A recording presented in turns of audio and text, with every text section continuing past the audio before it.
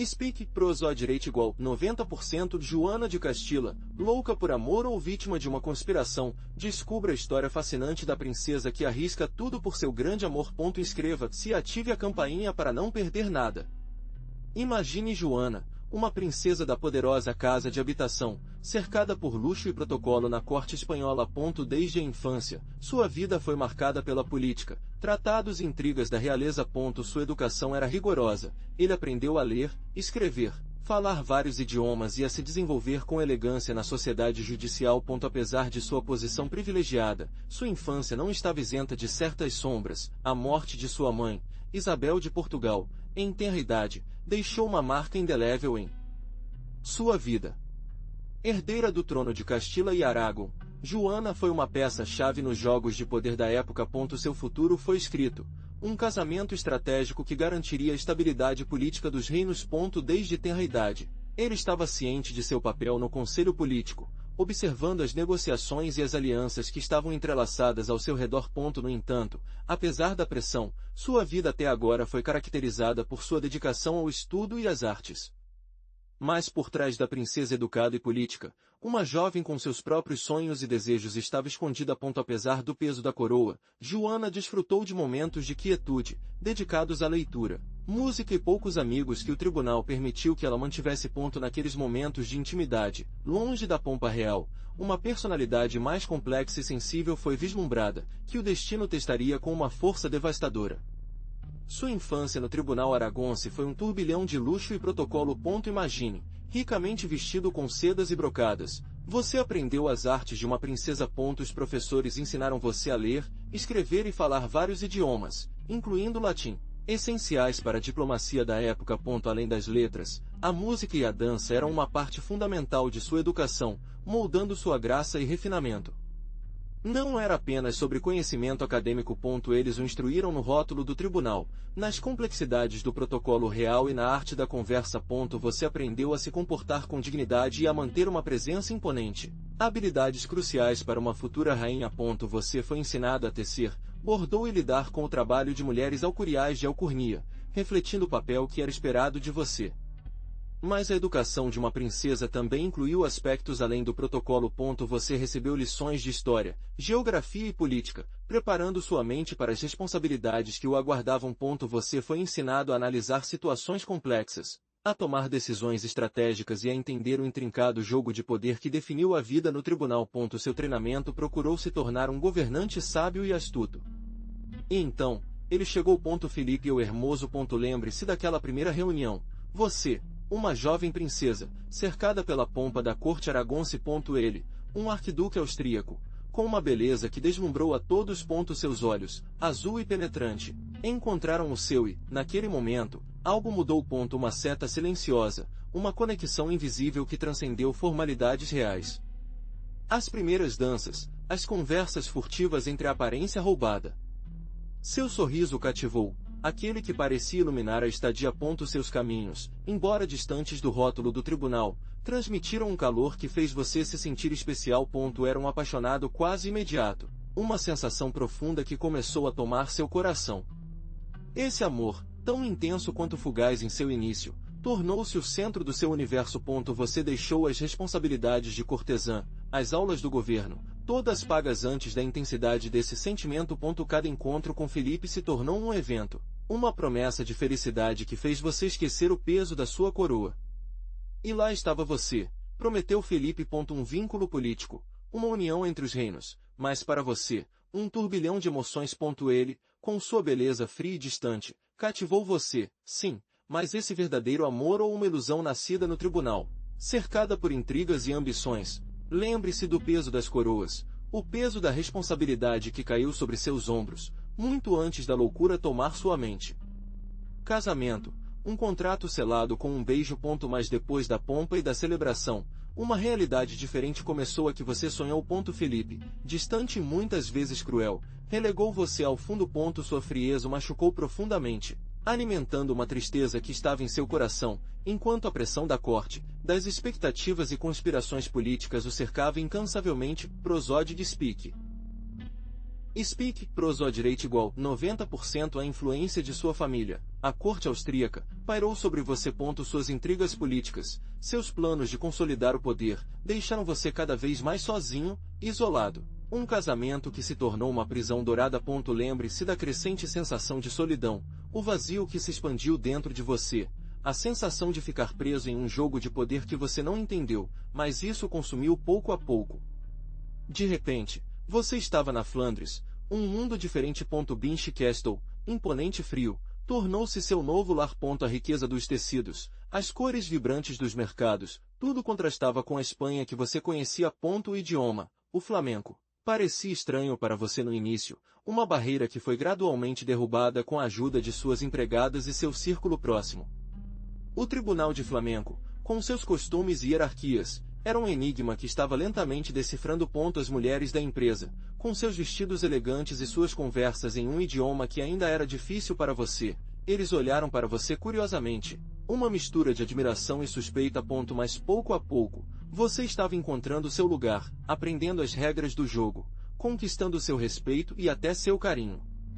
A vida na Flandres, embora diferente, ofereceu novas oportunidades. Novas amizades, novas paisagens, uma nova maneira de entender o mundo. A beleza do campo Flamengo, com seus campos verdes e seus moinhos de vento, cativou você. Até a comida, a princípio desconhecida, estava conquistando seu paladar.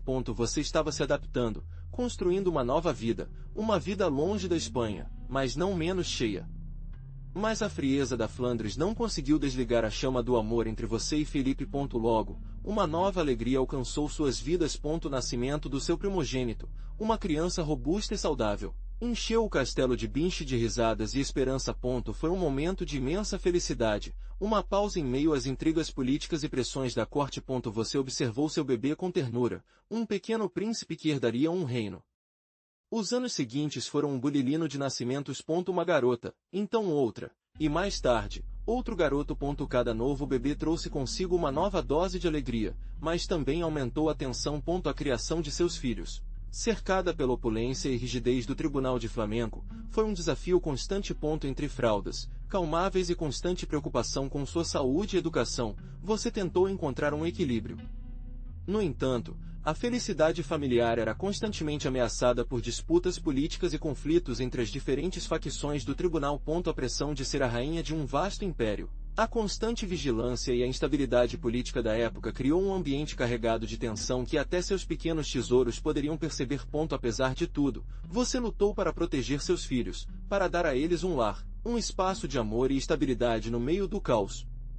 O Tribunal Espanhol Bull de Intrigas. Sua mãe Joana Lacrez e sua própria família, os monarcas católicos, observaram seus movimentos com suspeita. Alguns nobres o viram como uma ameaça ao seu poder, um estrangeiro que havia aumentado muito rápido. Outros, no entanto, viram você como um aliado, uma rainha poderosa com quem poderiam formar laços estratégicos. A rivalidade entre os nobres espanhóis e o flamenco, seus parentes, era um terreno fértil para o conflito. Cada lado procurou seu favor, ofereceu apoio e lealdade, mas suas intenções nem sempre eram puras. Você teve que navegar cuidadosamente entre traições, chantagem e mudança de alianças políticas, para evitar cair nas redes da ambição do tribunal. Você estava em uma posição delicada. Seu casamento com Felipe, embora apaixonado, também foi uma peça importante no conselho político. Manter a paz entre facções rivais foi crucial, tanto para sua própria segurança quanto pela estabilidade do reino. Cada decisão que você tomou, todas as alianças que você forjou, teve consequências de alta extensão. A morte de Isabel, o católico, atingiu você com a força de um tsunami. Sua morte marcou o fim de uma era de estabilidade e poder para a coroa de Castela.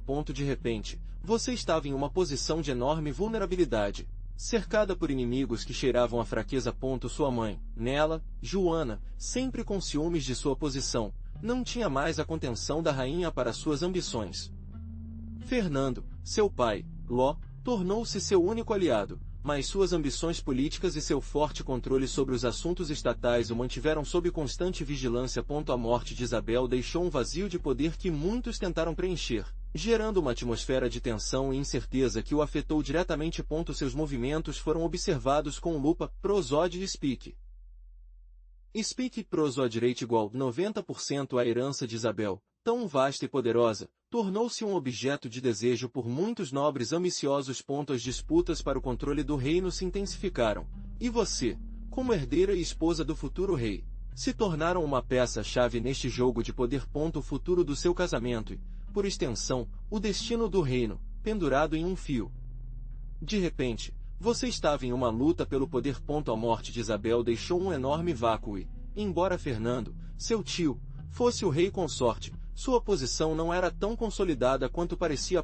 Ele, com seu pragmatismo e seu desejo de controle, se moveu rapidamente para garantir sua posição como regente de Castela, enquanto você, herdeira legítima, ainda estava na tenra idade de 17 anos. A rivalidade entre eles era palpável, uma sombra alongada que ameaçava eclipsar seu reinado antes mesmo de começar. A nobreza castelhana, dividida entre lealdade à tradição e pragmatismo de Fernando, tornou-se um campo de batalha político. Alguns nobres apoiaram sua subida imediata ao trono, vendo em você a continuidade da linha de sucessão legítima. Outros, no entanto, viram em Fernando a figura mais forte e capaz de manter a estabilidade do reino, especialmente após a perda de Isabel. Essa fragmentação da nobreza gerou intrigas palaciais e uma tensão constante no tribunal. Fernando, político qualificado, era responsável por consolidar seu poder. Ele aproveitou a inexperiência da juventude e a fragilidade emocional atribuída a você para exercer controle quase absoluto sobre o governo de Castela, atuando como regente. Enquanto isso, as manobras políticas sem alianças, sem tecelagem e conspirações de tecelagem nobres e conspirações para favorecer seus interesses, complicando ainda mais a situação delicada. Mas a morte de sua mãe não apenas deixou um vácuo, mas também o colocou no centro de uma complexa disputa de sucessão. De repente, você era a herdeira legítima do trono de Castela, uma posição que o encheu de uma mistura de orgulho e terror. Fernando, seu tio, embora o rei consorte durante o reinado de sua mãe, não estava disposto a dar poder tão facilmente. Suas ambições eram claras: controle de Castela e garantam sua própria influência. Sua ascensão ao trono foi breve, fugaz como um raio. O poder, tão desejado, tornou-se uma carga insuportável quase imediatamente. As intrigas palacianas, as disputas para o controle dos territórios e a pressão constante de Fernando sufocaram. Você não era uma rainha experiente, e a inexperiência se tornou seu pior inimigo no meio de uma situação tão complexa. A oposição ao seu reinado se manifestou rapidamente. Fernando, com sua experiência política e sua administração qualificada de alianças, subtraiu gradualmente você. Os tribunais foram divididos. Os nobres duvidavam e a mesma nobreza que reina clamou que você agora relutava em obedecer. O reinado que parecia promissor se tornou uma luta constante para manter o controle, uma batalha que você estava perdendo antes mesmo de iniciá-lo. Mas seu reinado não era um caminho de rosas. Seu marido, Filipe ou Hermos, um homem de aparência imponente, mas com uma personalidade complexa e, de acordo com alguns, doentio, começou a mostrar sinais de um declínio preocupante. Sua saúde se deteriorou rapidamente e as intrigas judiciais começaram a crescer, alimentando rumores sobre sua capacidade de governar. Foi uma doença física que enfraqueceu sua mente e corpo, ou foi uma conspiração desestabilizar seu reinado? A incerteza prendeu o tribunal. Alguns nobres viram na fragilidade de Filipe a oportunidade de subir no poder, enquanto outros permaneceram leais a você e seu marido. As tensões aumentaram, gerando um clima de desconfiança e conspirações. A doença de Filipe, qualquer que seja sua origem, tornou-se uma arma política, usada por aqueles que procuraram se beneficiar do enfraquecimento. Enquanto a saúde de Filipe pior, sua posição se tornou cada vez mais precária. Você teve que navegar entre intrigas palacianas, manter o controle do reino e lidar com a incerteza sobre o futuro do seu casamento e sua própria estabilidade política. A sombra da loucura de Filipe, ou sua simulação, pairava em Castela, projetando uma sombra longa e escura sobre seu reinado. Mas a vida havia reservado uma tragédia ainda maior. Felipe, seu amado marido, morreu inesperadamente aos 28 anos. Imagine o golpe, a devastação que o inundou. Um homem com quem você compartilhou sonhos, um homem que, apesar de seus defeitos, era o centro do seu universo, havia ido para sempre. Sua morte súbita mergulhou você em uma profunda tristeza, um imenso vazio que começou a corroer sua alma. Prosódio de Speak. Speak, prosódio rate igual 90%. A notícia quebrou você. Você se lembra da sensação fria da perda, a incapacidade de assimilar que não era mais ao seu lado. O mundo ficou sombrio e silencioso. Um reflexo do abismo que se abriu em seu coração. Sua alegria se tornou um eco distante, substituído por uma dor tão profunda que ameaçou consumi-lo completamente. O brilho em seus olhos saiu, dando lugar a uma tristeza profunda e sombria. Alguns dizem que foi a partir daí que seu sofrimento começou. Não apenas a dor pela perda de seu marido, mas o começo de um longo caminho de desolação. Uma descida a um abismo de tristeza que parecia não ter retorno. A morte de Felipe foi o gatilho para uma profunda mudança em sua vida, a perda de um pilar fundamental que o sustentou, o início de um estágio marcado por angústia e desespero. A dor o consumiu, mas o tribunal, em seu frio pragmático, decidiu que a melhor opção era fugir da vida pública. Eles o levaram a Tordesillas, um castelo que se tornaria sua prisão dourada. Imagine a longa viagem, o forte silêncio dos carrinhos, o eco de sua própria penalidade que ressoa em cada roda sopra na estrada mais importante. Prisioneiro ou protegido, a linha foi difusa, a decisão política, cruelmente ambíguas. As paredes de Tordesillas se fecharam ao seu redor, altas e imponentes, como um julgamento para a vida. Seu mundo foi reduzido às salas do castelo, os rostos preocupados ou indiferentes das mulheres da empresa, a monotonia dos dias que aconteceram idênticos, marcados apenas pela lenta agonia de sua alma. A decisão de seu confinamento, uma medida de proteção para sua saúde mental ou uma estratégia política para se afastar do poder. O início do seu confinamento foi uma descida lenta e silenciosa e isolada. Eles o afastaram da política, as intrigas da corte, da vida que você conhecia. Mas foi realmente um confinamento, ou, pelo contrário, uma maneira de protegê-lo das pressões, da dor que ameaçou consumi-lo completamente? A resposta, talvez, está na própria ambiguidade do seu cativeiro. Tordesillas, suas paredes o cercavam, um abraço de pedra fria. As janelas, fendas fechadas para o mundo exterior, ofereciam apenas flashes fugazes de uma vida que não era mais sua. O castelo, imponente e silencioso, tornou-se seu universo. Um labirinto de corredores vazios e salas austeras que refletiam a solidão que o consumia. Os dias se derreteram, uma sucessão monótona de horas lentas que se arrastavam sem propósito. Suas únicas empresas eram as empregadas domésticas, figuras distantes que cumpriram suas funções com eficiência de frio. Não havia risadas, nem conversas animadas, apenas o sussurro dos vestidos e o eco de seus passos nos corredores desolados. A ausência de Felipe, a perda de sua amada, tornou-se palpável em todos os cantos do castelo, um fantasma silencioso que o acompanhava em seu confinamento. O jardim, um pequeno espaço verde cercado por paredes altas, era sua única pausa. Lá, entre flores silvestres e árvores frutíferas, você podia sentir, embora fugaz, uma conexão com o mundo exterior. Mas mesmo a beleza da natureza foi ofuscada pela presença opressiva do castelo, um lembrete constante de seu cativeiro. Os dias se tornaram semanas, semanas em meses e meses em anos. O tempo parecia parar em Tordesillas, um espaço estático onde a única constante era sua solidão, um vazio que se estendia além das pedras frias do castelo, atingindo o mais profundo da sua alma. De Tordesillas, os rumores começaram a tecer como uma teia de aranha invisível, envolvendo sua figura em um halo de mistério. Palavras sussurraram nos salões do palácio, conversas ocultas nas cozinhas, cartas que cruzavam fronteiras com tinta que revelou mais do que se escondia. Sua prisão foi interpretada como uma confirmação do que muitos já suspeitavam, que a rainha era louca. O tribunal, sempre ansioso por fofocas e poder, era responsável por alimentar a lenda. Cada um de seus atos, por mais insignificante que tenha sido ampliado, torcido, até que se tornou evidência de sua suposta loucura. Um gesto, uma palavra fora do lugar, um olhar perdido, tudo se tornou munição para aqueles que procuraram delegitimar seu reinado. As informações, distorcidas e amplificadas, viajaram rapidamente. De Madrid a Toledo, de Sevilha a Barcelona, a história da Rainha da Louca se estendeu como um incêndio florestal. Poemas foram escritos, foram compostas músicas, foram criadas histórias que o retrataram como uma figura trágica, vítima de uma paixão transbordante ou como uma ameaça ao reino. Prosódio de Speak. Speak, prosódio igual, 90% daqueles sussurros chegaram aos ouvidos dos médicos reais, homens da ciência, ou, pelo menos, que se acreditavam ser, que se aproximaram de você com o sangramento, seus expurgos e seus diagnósticos, tão incertos quanto o futuro. Para eles, sua tristeza, sua obsessão por Fernando, foi uma doença, loucura causada pela melancolia. Eles viram você como vítima de sua própria paixão, incapazes de superar a perda de seu amado. Alguns, mais ousados, se aventuraram a diagnosticar uma melancolia de amor, uma doença reconhecida na época, que atribuiu sua profunda tristeza e desequilíbrio emocional causado pela morte de Fernando. Outros, mais conservadores, falaram de paixão excessiva, uma condição que, em sua mente, traduziu-se em uma fraqueza mental, uma falta de controle das emoções que o fizeram vítima da loucura.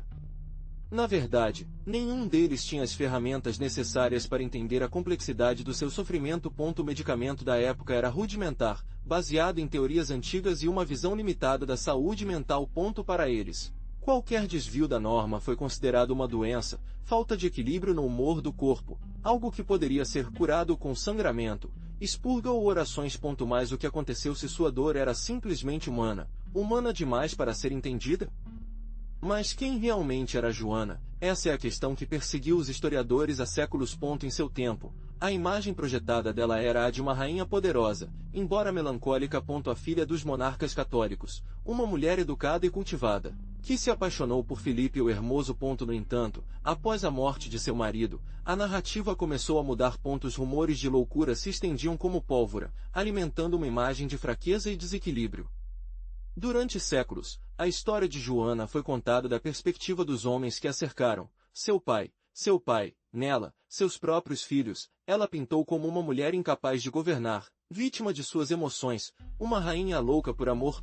Essa imagem, fortemente influenciada pela propaganda política da época, relegou-a a um papel secundário, tornando-o um símbolo da fragilidade feminina. No entanto, em tempos mais recentes, a perspectiva começou a mudar. Os historiadores modernos revisaram as fontes, questionando os diagnósticos da época e analisando o contexto político em que a vida de Joana foi desenvolvida. Joana começa a ser vista não apenas como vítima de circunstâncias, mas também como uma mulher complexa, com uma grande capacidade de liderança e uma forte personalidade que foi silenciada. Mas a melancolia que foi percebida nas crônicas palaciais é revelada com uma profundidade inesperada em suas cartas. Imagine, centenas de missivas manuscritas, revelando uma mulher complexa, apaixonada e profundamente afetada. Fernando, o católico. Neles, Joana não é apenas uma rainha, mas uma filha que chora a perda de seu guia e confidente. Suas palavras, cheias de dor e uma devoção inegável ao marido, Felipe o Hermoso, nos mostram um lado da história que os retratos oficiais não podem capturar. Através de suas cartas, descobrimos a intensidade de seu amor por Felipe, um amor que a levou a tomar decisões que mais tarde seriam questionadas. Sua correspondência reflete uma profunda dependência emocional, uma entrega total ao marido que, com o tempo, tornou-se uma obsessão que obscureceu seu julgamento. Leia nas entrelinhas, observe as frases carregadas de afeto, o desespero que é filtrado em cada palavra e você verá um retrato psicológico muito mais completo da rainha. A análise de sua caligrafia até deu origem a interpretações fascinantes. Alguns especialistas viram em seus golpes a evolução de seu estado mental, a mudança gradual de uma escrita firme e elegante para um mais desajeitado e nervoso, um reflexo de sua crescente angústia. É como se, através de tinta e pergaminho, sua alma se manifestasse, deixando para trás um legado de letras que transcendem o mero ato de comunicação, tornando-se um testemunho inestimável de uma vida marcada pela paixão e tragédia. Mas até que ponto Joana era uma peça em um conselho de xadrez político? Você pode se ver em suas cartas, entre as declarações de amor incondicional, vislumbres da complexa rede de alianças e rivalidades que o cercavam. As decisões que ele tomou, ou que foram impostas, tiveram consequências geopolíticas de grande tamanho. Seu casamento com Felipe o Hermoso, por exemplo, foi um movimento estratégico de grande rascunho.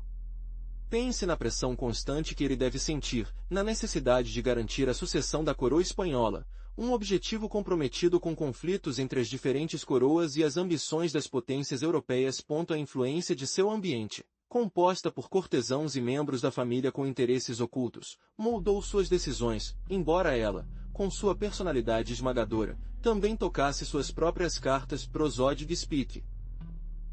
Speak prosódio rate igual 90%. Seu próprio pai, Fernando, o católico, um estrategista político consumado, era uma figura-chave em sua vida. Embora ele gostasse, ele também o usou como uma ferramenta para consolidar seu poder e garantir o futuro de seus reinos.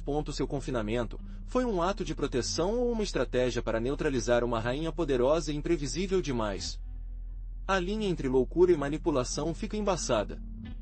Mas a loucura de Joana não apenas afetou seus filhos, herdeiros do trono de Castila e Aragão, estavam envolvidos em uma luta complexa pelo poder.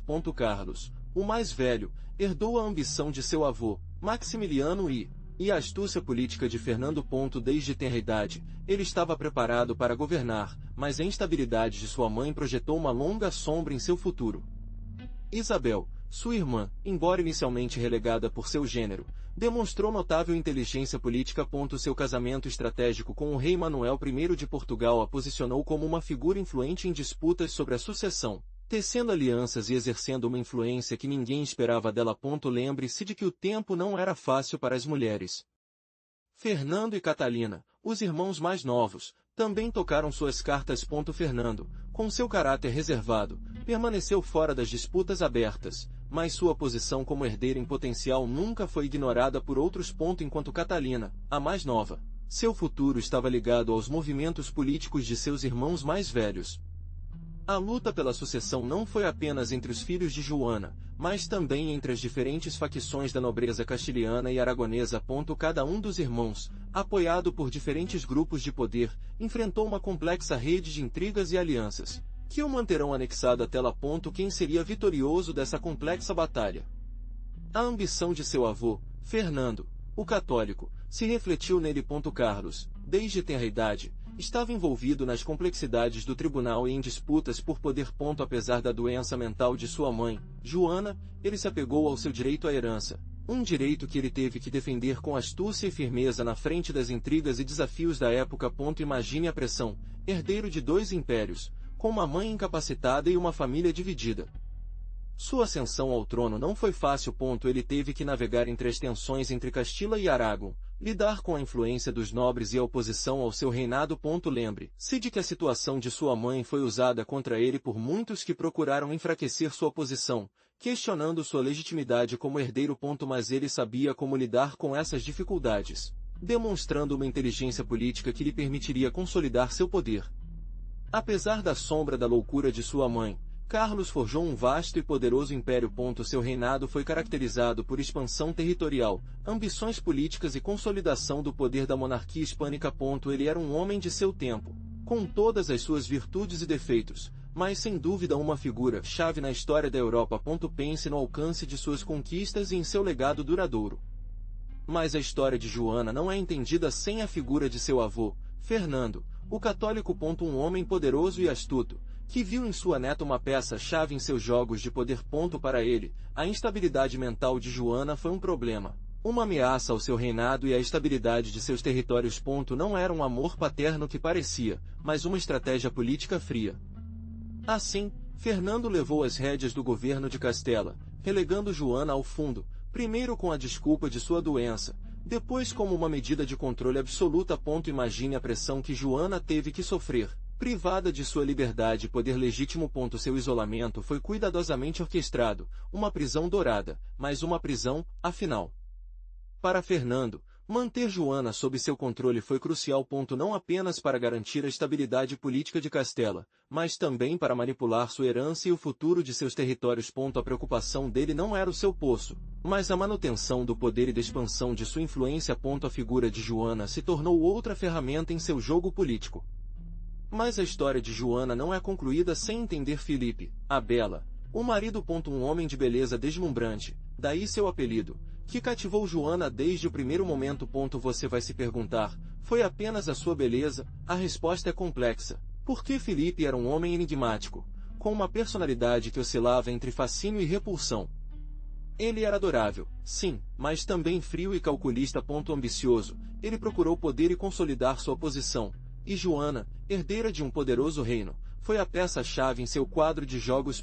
Seu charme era uma ferramenta, uma arma para atingir seus objetivos, e talvez isso também atraiu Joana, aquela aura de mistério e poder. Prosódico Speak.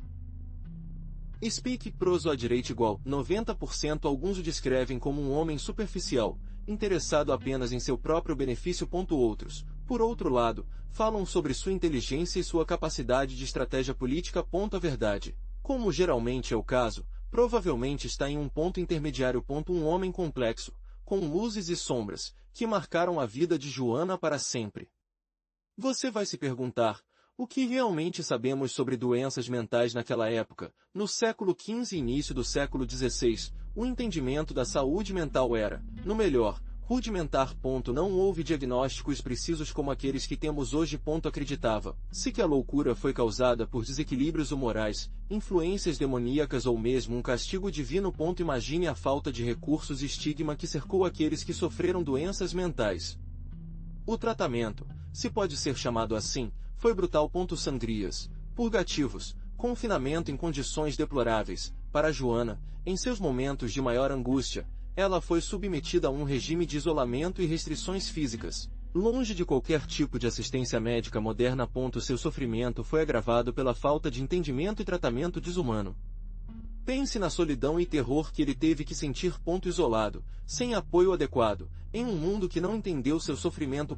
Sua história é um reflexo da crueza da época, um testemunho da ignorância e falta de compaixão por doenças mentais. Um lembrete de quão longe chegamos, mas também o quanto ainda precisamos aprender. Pense no papel das mulheres na realeza durante esse período. Não foi fácil. Embora algumas mulheres, como Isabel I de Castela, conseguiram acumular grande poder, a maioria era limitada pelas convenções sociais da época. Sua influência política dependia em grande parte de seu casamento ou da proteção de um homem poderoso. A expectativa social caiu na maternidade, gestão das famílias e apoio ao rei, sendo seu poder uma extensão do poder do marido. No caso de Joana, sua posição como herdeira do trono de Castila e Aragão a colocou em uma posição privilegiada, mas também a submeteu à intensa pressão política. Seu casamento com Felipe the Beautiful era uma peça-chave na configuração do poder na Europa, e seu papel como rainha estava intrinsecamente ligado às ambições de seu marido e às famílias reais envolvidas. Lembre-se de que as mulheres da realeza eram frequentemente usadas como ferramentas políticas. Seus casamentos organizaram para consolidar alianças e garantir a estabilidade dos reinos. Joana, nesse sentido, não era exceção, e sua vida foi marcada pelas complexidades da política europeia e pelas rígidas estruturas de poder de seu tempo. Sua capacidade de exercer seu próprio julgamento e autonomia estava constantemente em disputa. Imagine a vida de Joana em um contexto profundamente religioso. A Igreja Católica não era apenas uma instituição, era o centro de vida social, política e, é claro, pessoal. Cada decisão, desde o casamento até a guerra, passou pelo filtro da fé. Para entender Joana, você precisa entender a onipresença da Igreja em seu tempo. A religião permeava todos os aspectos do tribunal. Os casamentos eram acordos políticos, mas também estratégicos de uma perspectiva religiosa, buscando fortalecer as alianças e garantir a legitimidade dinástica. O poder da Igreja era imenso, capaz de influenciar reis e rainhas, até excomungado. Pense em confissão, penitência, a constante busca pela salvação da alma. Esses eram elementos cruciais na vida de Joana e em todos os que o rodeiam. A espiritualidade não era algo separado da política, mas estava entrelaçada com ela profundamente, até afetando as decisões mais importantes do reino. Pense na complexidade de sua história. Joana, a herdeira rejeitada, a rainha louca, tornou-se um símbolo, um catalisador de mudanças políticas. Sua vida longa e controversa, embora marcada por doenças mentais, atinge diretamente a configuração da monarquia espanhola. Sua situação, embora trágica para ela, deixou uma marca indelével na sucessão ao trono e na formação do reino hispânico. A luta pelo poder entre Fernando e Isabel, e mais tarde entre seus filhos, foi profundamente influenciada pela condição de Joana. Sua incapacidade de governar efetivamente abriu as portas à ambição de seus parentes, deixando claro a fragilidade de um sistema baseado na sucessão hereditária e na importância da saúde mental do monarca. A longo prazo, o reinado de Carlos I, seu filho, foi condicionado pelas disputas que surgem em torno da legitimidade de seu poder, diretamente relacionadas ao estado mental de sua mãe. A imagem de Joana, a rainha louca, tornou-se parte do imaginário coletivo espanhol e europeu, tornando-se um arquétipo que influenciou a literatura, a arte e a percepção da saúde mental por séculos. Prosódio Speak. Prosódio rate igual 90%. Mas como a história o retratou através da arte, imagine por um momento as pinturas, as gravuras, uma rainha majestosa, imponente, talvez, a princípio. Muitos retratos mostram jovem, com o verdadeiro porte que correspondia, vestido com o rico traje da época. É representado com uma beleza clássica, a expressão seria, digna de um soberano. Mas à medida que o tempo avança, a imagem muda. As representações de Joana em sua maturidade refletem a narrativa de sua loucura. É visto com uma aparência perdida, o rosto desmacratado, às vezes até como expressão de sofrimento ou desequilíbrio mental. Os figurinos, embora ainda luxuosos, podem ser mais descuidados, indicando uma mudança de estado. Veja como a mesma pessoa, em diferentes estágios de sua vida, se transforma na tela ou no artigo, refletindo mudanças na percepção social. É fascinante como a arte, com o tempo, se adaptou à imagem de Joana à narrativa dominante de sua história. Pense na evolução dessas imagens, como os artistas interpretaram sua vida, seu sofrimento e seu reinado. Não é apenas um retrato, é uma representação da imagem complexa que a sociedade construiu a partir dela. Observe como, mesmo ao mesmo tempo, as representações podem variar de acordo com a intenção do artista.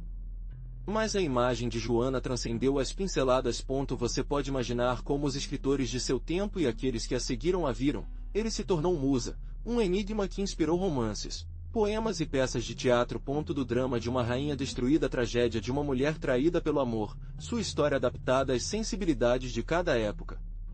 Alguns a pintaram como vítima, manipulada por seus diretores, um peão em jogos de poder que a superou. Outros, por outro lado, a apresentaram como mulher com uma força interior transbordante, lutando contra um destino cruel. A literatura permitiu que sua imagem se multiplicasse, fragmentasse, reescrito.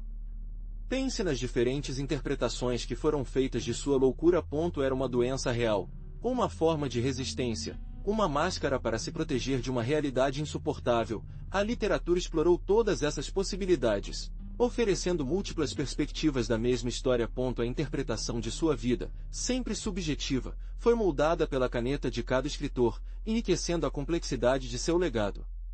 Mas Joana estava realmente louco. Como ele a pintou a história, muitos historiadores atuais acreditam que seu comportamento foi atribuído a uma doença mental para justificar a usurpação do poder por seu pai Nalo, Fernando, o Católico, e seu filho, Carlos. Imagine a pressão que uma jovem rainha teve que sentir, de frente para a corte espanhola e as intrigas palacianas. Sua intensa dor pela morte de seu amado Felipe o Hermos, juntamente com a manipulação política e o isolamento para o qual eles o submeteram, poderiam ter contribuído para o seu comportamento. Pense em estresse, solidão e falta de apoio que ele sofreu. Como você teria reagido no lugar? O diagnóstico de loucura era uma ferramenta poderosa na época, usada para silenciar e deslegitimar as mulheres que desafiaram a ordem estabelecida. Você pode imaginar como a história teria sido diferente se Joana tivesse o apoio e o entendimento de que precisavam? Pense na pressão que Joana sentiu. Herdeira de um império, seu casamento com Felipe, o Lindo, não era apenas uma união de amor, mas uma estratégia política. Seu amor por Felipe era excessivo, quase obsessivo, e ele, consciente de seu poder, o usou para seu próprio benefício. Felipe, astuto e ambicioso, aproveitou a profunda devoção de Joana, manipulando-a para consolidar seu poder em Castela. Após a morte de Felipe, a fragilidade emocional de Joana, exacerbada pela perda, tornou-se evidente. Alguns argumentam que a manipulação constante e a falta de autonomia na tomada de decisões haviam profundamente enfraquecido. Seu amor por Felipe, sua fonte de segurança e poder, desapareceu, levando sua estabilidade mental. A perda de amor e a consequente usurpação do poder por seu pai e seu filho, Fernando e Carlos, respectivamente, apenas aumentaram seu sofrimento. Seu caso nos faz refletir sobre como a interseção de amor e poder pode ser uma mistura explosiva, capaz de destruir aqueles que se levam pela paixão sem limites ou autodeterminação. Joana foi vítima de uma doença, ou vítima de um sistema que a usou e depois descartou? Mas o que realmente aconteceu com Joana? Durante séculos, sua história foi contada de uma perspectiva que a reduziu a uma figura desequilibrada, uma rainha louca. No entanto, você merece conhecer a outra face da moeda. Sua inteligência e capacidade política foram minimizadas, eclipsadas pela narrativa patriarcal da época. Ela foi acusada de loucura por justificar a usurpação do poder por seu pai e filho. Prosodic Speak. Speak Prosodic = 90%. Pense na complexidade de sua situação. Uma mulher poderosa, herdeira de 2 reinos importantes, forçada a navegar em um mundo dominado pelos homens. Sua dor pela morte de Felipe, seu marido, exacerbou sua vulnerabilidade à manipulação de seu pai, Fernando, o Católico, e mais tarde, de seu próprio filho, Carlos. Uma rainha louca era realmente, ou uma vítima de circunstâncias? A história de Joana foi reescrita muitas vezes para servir aos interesses daqueles que arrebataram seu poder. Hoje, é crucial revisar seu legado com uma aparência crítica e justa. É necessária uma análise profunda que considere pressões políticas, normas sociais e o contexto histórico para entender seu comportamento. Não podemos simplesmente descartá-lo como louco. Você se pergunta, Joana era realmente uma rainha louca, ou vítima de uma conspiração política? A história oficial, escrita pelos homens que a destruiu, a pintou como uma mulher perturbada, incapaz de governar. Mas e se essa narrativa ocultar uma verdade muito mais complexa? Vamos analisar os fatos. Quem se beneficiou de sua demissão? O que os interesses se esconderam após a imagem de uma rainha louca? Fernando, o católico, seu pai, sempre ambido no controle total de Castela.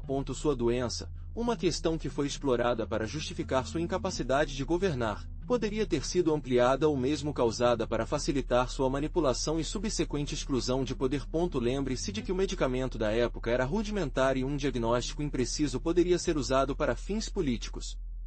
Além disso, a morte de seu amado Felipe o Hermos, um golpe devastador para Joana, foi usado para alimentar a narrativa de sua loucura. Sua dor e reação à perda de seu marido foram interpretadas como sinais de instabilidade mental, escondendo as manobras políticas que procuravam desapropriá-la de sua coroa. Pense no impacto psicológico de sua situação, a perda de seu marido e o subsequente isolamento. Mas o que os especialistas de hoje dizem sobre seu comportamento? De uma perspectiva moderna, o comportamento de Joana pode ser interpretado como consequência de uma dor profunda para a perda de seu amado Felipe, agravado pelo estresse político e pela pressão constante do tribunal. Imagine o peso de ser rainha, lidar com traições e também perder quem você mais queria. Não é irracional pensar que, naquela época, sem acesso à terapia que temos hoje, suas reações foram incompreendidas. Alguns historiadores levantam a possibilidade de Joana sofrer de profunda depressão, até um distúrbio bipolar.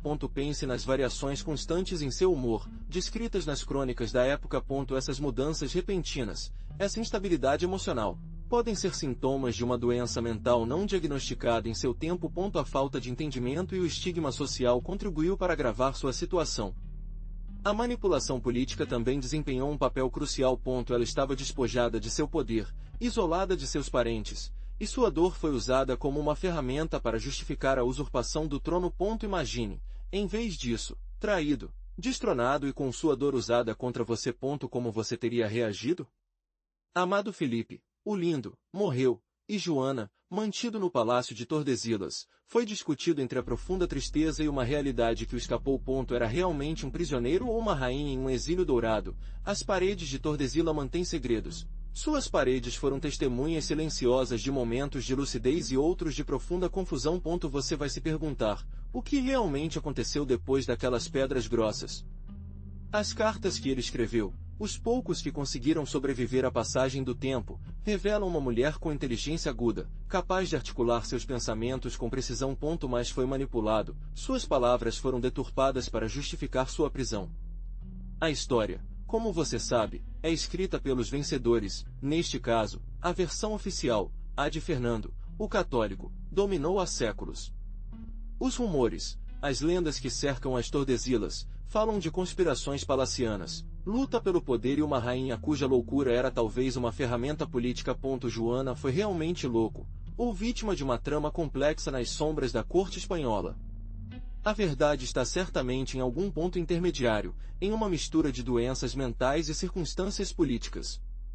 Imagine a Espanha no final do século XV e início do século XVI. Um mundo de contrastes. A opulência do tribunal e a pobreza da maioria, a poderosa Igreja Católica, onipresente na vida cotidiana, e o crescente poder da monarquia, que começou a centralizar sua autoridade. Para entender Joana, você precisa entender esse contexto de mudança e tensão social. Ela era filha de reis poderosos, mas sua vida se desenvolveu em um momento de profunda transformação na sociedade espanhola. Prosode, Speak, prosode rate igual 90%. A cultura renascentista começou a florescer, mas a mentalidade medieval ainda permeava a vida das pessoas. A religião era o centro de tudo, e a superstição e a crença na magia desempenharam um papel importante. As mulheres, em geral, tinham um papel social limitado, apesar das exceções que existiam na nobreza. Joana, embora princesa, mudou-se em um mundo com regras rigorosas para as mulheres, regras que se intensificaram com sua reclusão. Pense na vida cotidiana da época. A agricultura era a base da economia e a maioria da população vivia no campo. As cidades eram centros de comércio e poder político, mas a vida era difícil e perigosa. A medicina era rudimentar, as doenças eram comuns e a expectativa de vida era baixa. Joana, apesar de seu privilégio, não estava isenta das realidades de seu tempo, e sua saúde mental seria afetada pelas tensões da época. Então, qual era o legado de Joana? Para muitos, a imagem de um prisioneiro louco de suas próprias emoções e vítima de uma conspiração política. Mas foi realmente assim? Sua história nos deixa mais do que respostas, uma complexa rede de intrigas palacianas, ambições dinásticas, e é claro, um amor apaixonado que o marcou para sempre. Lembre-se de que sua vida foi manipulada, sua imagem moldada por aqueles que buscavam poder. Seu reinado, embora turbulento e curto em seu exercício direto, deixou uma marca indelével na história da Espanha. Foi uma peça-chave na união final dos reinos de Castila e Aragão, colocando as fundações para o poder que a Espanha se tornaria nos séculos posteriores. Pense nisso, sem o casamento dele com Felipe, o Lindo, o panorama histórico teria sido radicalmente diferente. Além das intrigas e do drama, Joana incorpora a complexidade do ser humano, um personagem que desafiou as convenções de seu tempo. Sua história nos lembra que a loucura, muitas vezes, é um estigma que esconde sofrimento e manipulação. Talvez, se analisarmos sua vida com a perspectiva atual, veríamos uma mulher vítima de seu tempo, suas circunstâncias e as ambições daqueles que a cercaram. Você já criou assim? Então, você se pergunta se Joana era realmente louca. Muitos historiadores discutem se seu comportamento foi devido a uma doença mental ou às pressões políticas da época. A verdade é que não há resposta definitiva, e essa é a coisa emocionante sobre a história, certo? Alguns apontam para depressão pós-parto, outros para uma possível esquizofrenia. O que sabemos é que sua vida era complexa e cheia de eventos traumáticos. E quanto ao seu confinamento, não era uma prisão simples, mas uma série de transferências para diferentes castelos. Isso se deveu, em parte, à instabilidade política e às lutas do poder entre os diferentes membros do tribunal. Sua situação foi usada como uma ferramenta política, pois era conveniente. Muitas pessoas me perguntam sobre o relacionamento deles com Felipe o Hermoso. Seu casamento foi uma complexa mistura de amor, política e traição. Embora inicialmente apaixonado, o relacionamento se deteriorou, gerando um grande impacto na estabilidade emocional de Joana. A morte de Felipe teve um efeito devastador nela. Finalmente, ele era uma vítima ou vilão? Essa é a questão do milhão, certo? A resposta, como eu disse, é complexa. Joana era uma mulher presa em uma era turbulenta, vítima das ambições das pessoas ao seu redor. Sua história serve como um lembrete da fragilidade humana e o impacto da política na vida individual. Para entender melhor a história de Joana, baseei-me em uma ampla gama de fontes. Consultei crônicas contemporâneas, como as cartas trocadas entre Joana e sua família, que nos oferecem uma visão íntima e tendenciosa de suas experiências. Também revisei os registros oficiais do Tribunal Espanhol da época, documenta que, embora frio, forneça dados objetivos sobre sua vida e deslocamento. Além das fontes primárias, recorri a estudos históricos modernos. Livros especializados na época, biografias de Joana e análise do Tribunal Espanhol do século XVI foram fundamentais. Esses trabalhos acadêmicos oferecem interpretações contrastadas dos eventos e ajudam a contextualizar o comportamento de Joana na estrutura sócio-política de seu tempo. É importante ter em mente que a história é interpretada e que essas interpretações podem variar. Para garantir a precisão histórica, consultei diferentes bancos de dados acadêmicos e arquivos digitais. Isso me permitiu acessar informações complementares, como mapas da época, genealogias detalhadas da família real e representações artísticas de Joana e seus arredores. Lembre-se de que cada fonte traz uma peça para o quebra-cabeça, e a chave é analisá-los todos juntos. Espero que você tenha gostado de aprender sobre Joana de Aragão. Se você gostou, deixe e se inscreva para mais histórias. O que você achou da sua trágica história de amor, prosódio e speak?